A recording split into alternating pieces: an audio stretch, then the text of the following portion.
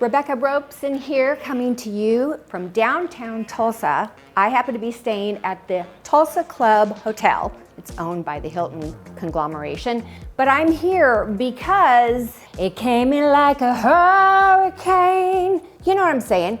Yeah, if you haven't heard, Tulsa and a lot of the cities and states in the middle of the country were hit by severe weather just a couple of days ago. So much so that I'm without power for an entire week, so I checked into this hotel. I'm gonna leave a link. I'll leave a link in the description box below in case you're ever in Tulsa and you want to stay downtown. This is a really great hotel. I've had a really good time. It's called Tulsa Club, all right? Okay, today's video topic is about how to hire a contractor. Now, the thing that was the catalyst for me even wanting to do a video about this is these 1-hour consultations I've been doing with people all around the world.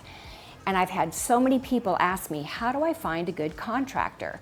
And I thought, you know, that's actually a really good topic for a video. So I'm gonna give you my experience, having been an interior designer for over 30 years. I have worked with so many contractors. Bill is working very hard to be finished and out so we can begin our install. This is the most beautiful ceiling I've ever seen in my life. Looking good. Try that again. Huh? Look at my elbow. Look at my elbow, now do it. See? Yeah, I got it now. So I'm gonna tell you what I know about the topic, and I hope you'll find it helpful. The first and most obvious question is, how do you find a contractor? Well, there's many ways. Of course, there's like Angie's List and Craigslist, and there's like online platforms where you can see the stars and the ratings that contractors have. That's one way. I think the best way is to ask a friend who you know has had some work done. That sounds like we're talking about plastic surgery, but we're not. Where they've had work done in their home, and find out what their experience was like. Would they ever use that guy again? Do they like that guy? Let me tell you what I did recently. I'm looking for a contractor to do the room addition, the bedroom addition to my home. My house is almost 100 years old. So it's an unusual project, and I need someone who has experience renovating an older property because I want the addition to look just like the existing, okay? That's a skill. I was driving by in my neighborhood and I noticed that one of my neighbors has actually added on a room to their house, and their house is 100% brick, just like mine. So I thought, so I kept an eye on it to see the progress, and I saw guys working there every day, and I was impressed with their work ethic, number one. I also thought it was a seamless transition from the original house to the new addition. That's exactly what I'm looking for. So you know what I did? I parked my car, I walked up to the door, I don't even know these people, okay? And I introduced myself and I said, hi, I've noticed, I've been watching the progress on your project, and I just wanted to ask you, do you like your contractor? Do you like the work they're doing? And she said, 100%, this guy is amazing. I said, that's exactly what you want to hear when you're asking someone. If they go, well, he was a little slow, or it cost us more money, don't hire that guy. But if they say he was outstanding, the guy happened to be there that day, so I got to meet him. And as I left, I took a picture of the sign of the name of his company with his name and phone number on it. That's how I did it. And I think from that, I will have a very good candidate to interview when the time comes to actually make a decision. I always recommend that you interview at least 3 contractors. You want 3 bids anytime you're gonna do a job. I know it sounds like extra work, maybe someone said, oh yeah, use our contractor, he's great. Well, maybe he is great, but you're not gonna fully know what you're getting into and what your options are unless you get 3 bids. The second thing is ask for their availability. Are they able to start your job right away? Are they in the middle of a job and they can't start yours yet? You need to know, just for the sake of scheduling and your planning, how available are they?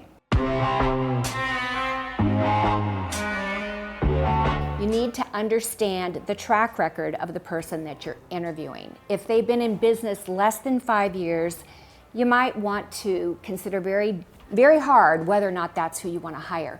You might be looking for a steal of a deal, and this guy is new and he's young and he's energetic. And I'm not trying to say a young contractor can't do a good job, but just remember, this is your hard-earned money and this is your home. So you're going to want to have someone who does have a vast, or at least a fair amount of experience under their belt. You don't want to be their guinea pig. Is this the first time you've used this material? No. What's it going to take to have a first with you, Bob? Something, the bocce chandelier. That's the first time I've done something that large On a branch, on a branch. Yes. covering a skylight. No. Dang, you could have given it to me, Bob.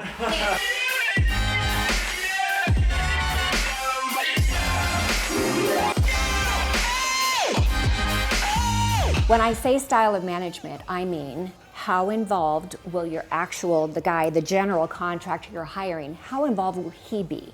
Does he have a superintendent who will be overseeing your project? Does he work with multiple subcontractors?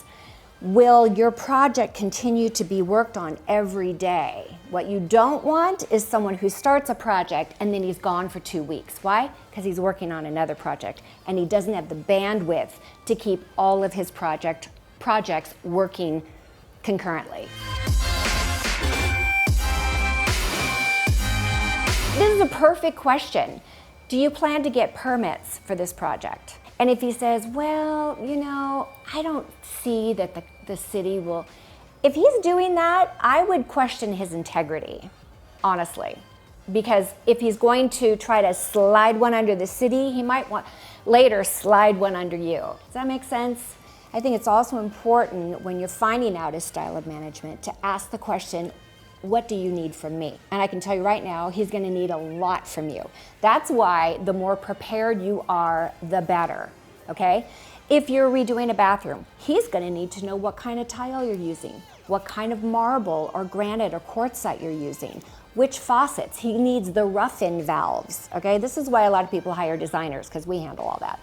But he needs to know all of the plumbing things. If you're putting in doors, he needs to know that right away. He needs to know the light fixtures, the electrical, the rough-ins, anything that has to do with construction when the walls are open, he needs to know that now.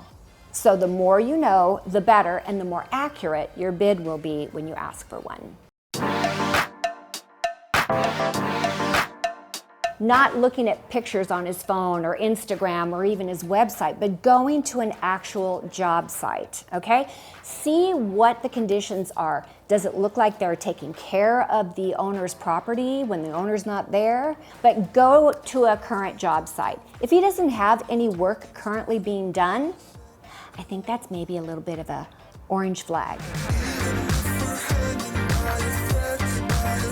Similarly, get references. People you can call, maybe you can drive by their house and talk to them.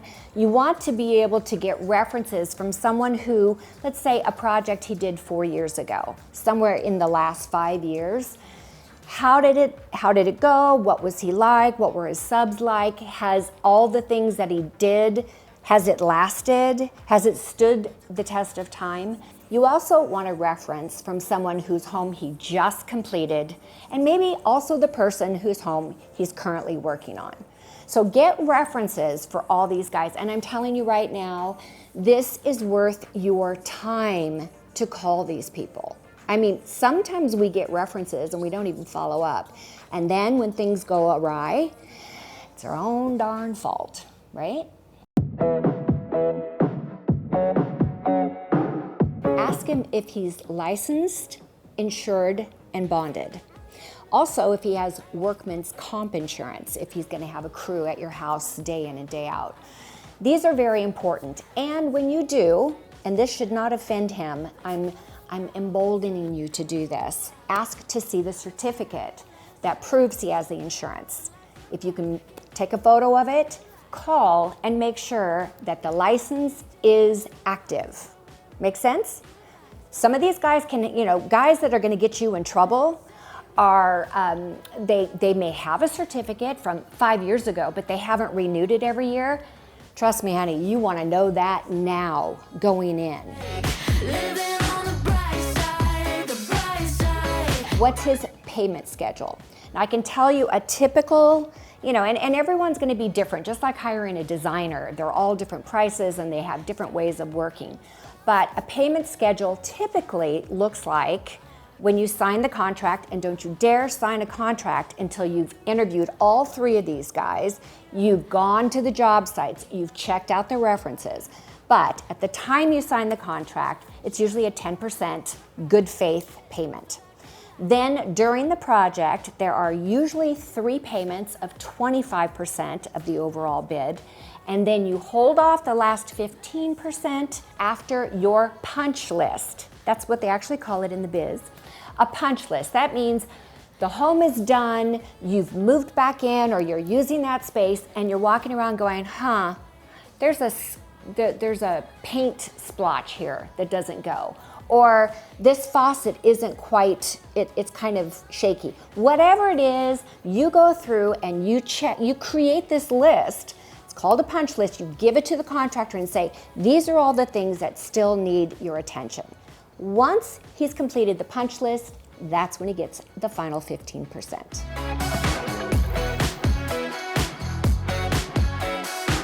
This kind of stuff that I'm talking to you about today, I have in greater detail in the design sessions. If you're not a member of the design sessions and you want to know how to design like a designer does, like I do, the best use of your money is to become a member of the design sessions. It's $9.99 a month, guys. Really low price, but it essentially will give you an interior design education. And then you can hire your own contractor, you can be the interior designer, and you can make your home absolutely beautiful.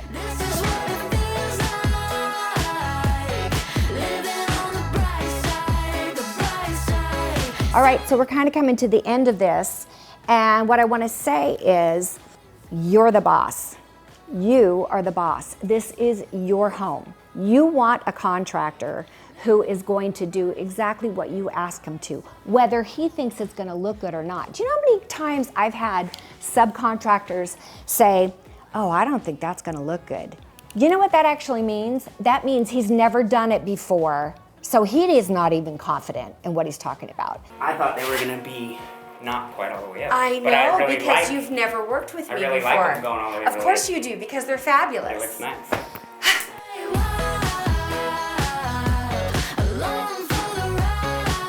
I just got to give a shout out to the Tulsa Club Hotel. It was an incredible time, and just the fact that I was even able to get a reservation, much less be taken such good care of by Louis and his staff.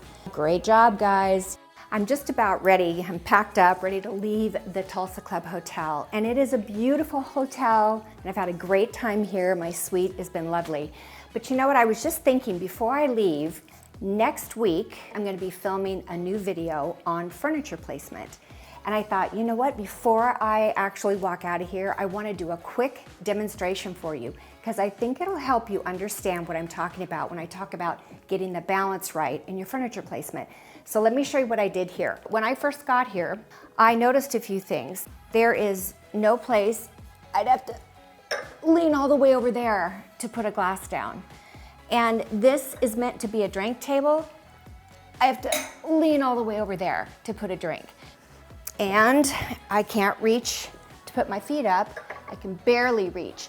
So what I see as a problem here is the furniture is too far apart, number one, to be comfortable. And also, it's not balanced in the right location.